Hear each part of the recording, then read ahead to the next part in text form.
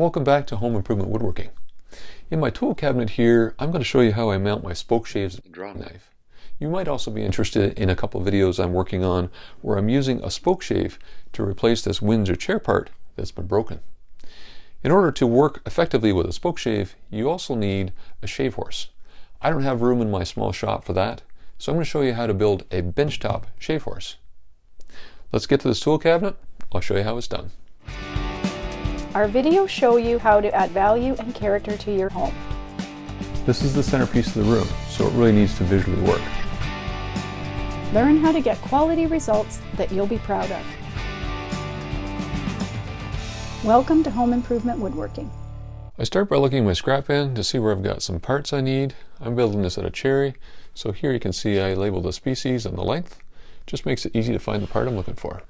To lay out the tools, what I want to do is figure out where the center of gravity is. This one tends to lean forward.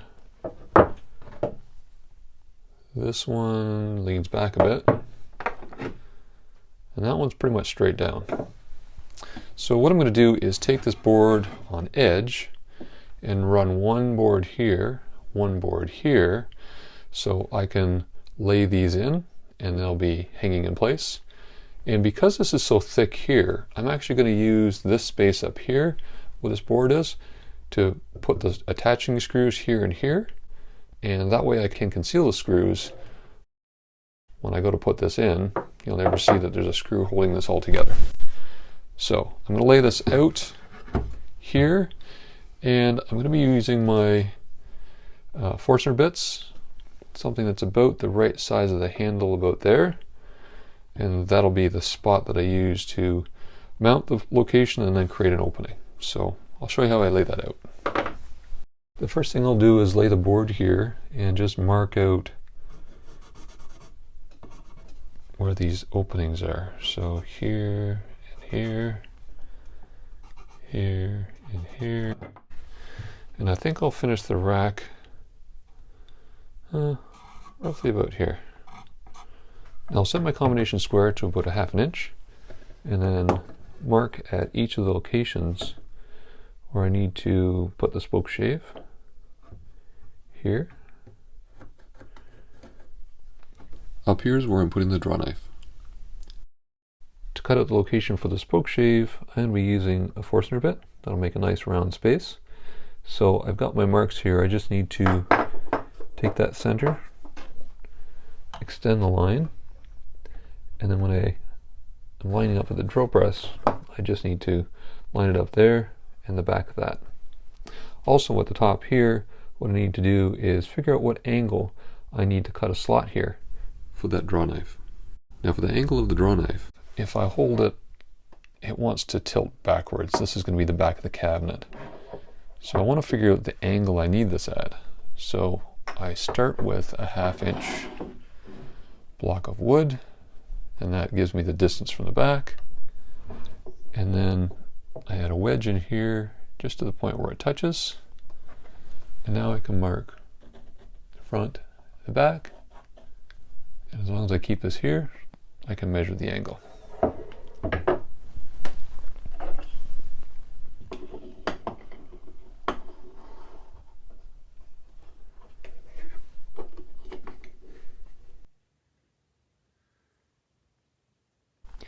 Here's my mark for the bottom of the draw knife, and this is the 1/2 inch mark, so it's coming out this way. So we just line this up here, and then draw my line. So that's the back edge of the cut. The cut will then have to come in here and go this way.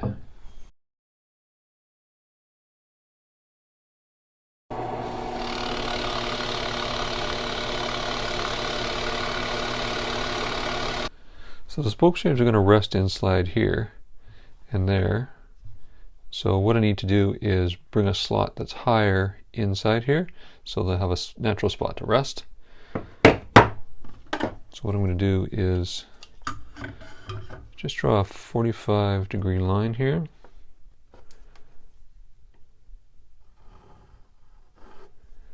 I'll do the same thing here.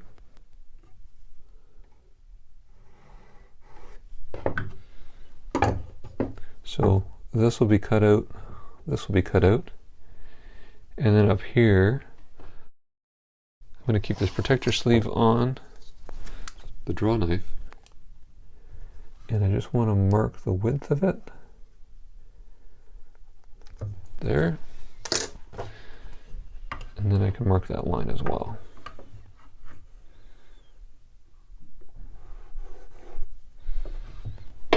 So this part here will be coming out. I'm going to take that line off.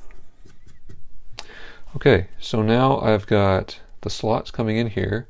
I need a line at least the width of the top of this hole. So I'm just going to put a dotted line here as an example and lay out my French curves to somehow make a nice design. I touch here, I touch there, and then I draw the curve.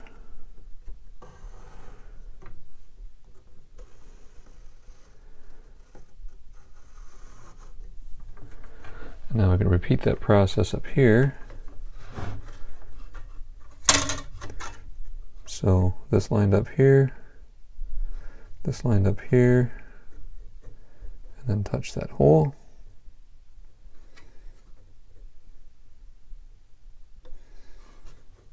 And then the same thing.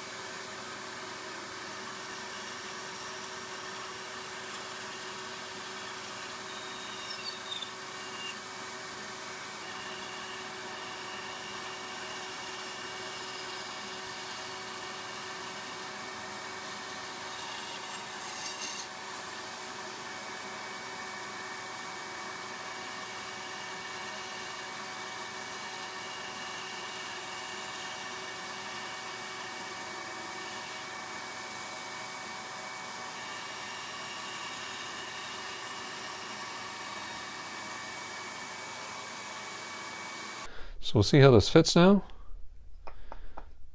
Yep, that's where I wanted it. So easy to get in and out. And then the draw knife goes in here. And that's a good fit as well. So what I'm going to do is, before I sand it, cut out a duplicate of this, and then I'll sand both at the same time. I start sanding with a drum sander to get in all those tight curves. Then I move over to the random orbital sander and work on the gentle curves.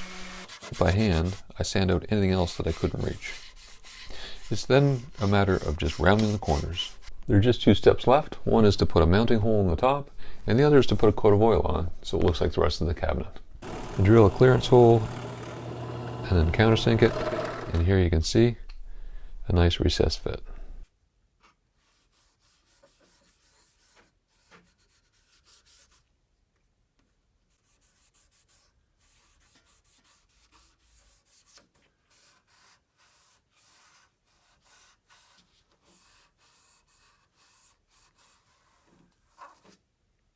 I've marked out a block that gives me 1.5 inch spacing from the top, and all I need to do is line it up there.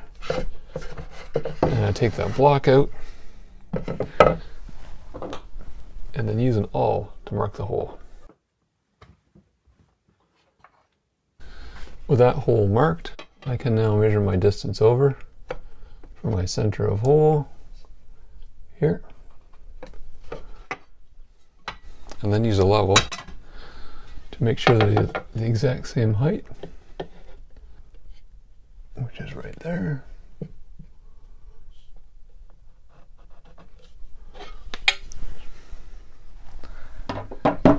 And again, start the hole with the awl.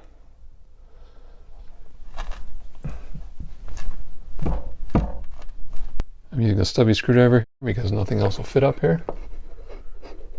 And I'm screwing right into 3/4 inch plywood, which is the back of this cabinet. So that'll give me lots to screw into, and it's not too difficult.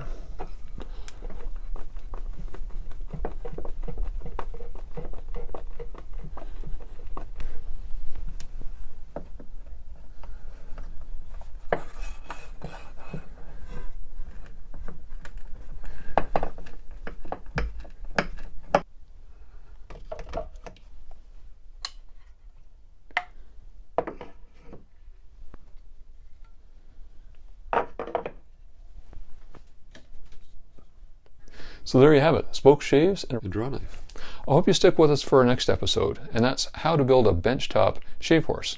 I don't have room in my shop for building a dedicated shave horse, but I need one for using these spoke shaves and a draw knife. If you subscribe, click on the link over here and click on the bell icon, you'll get notified every time we release a video. If you like this video and learn a few things, please give it a thumbs up. That helps other people find our videos. Until next time, enjoy your time in the workshop.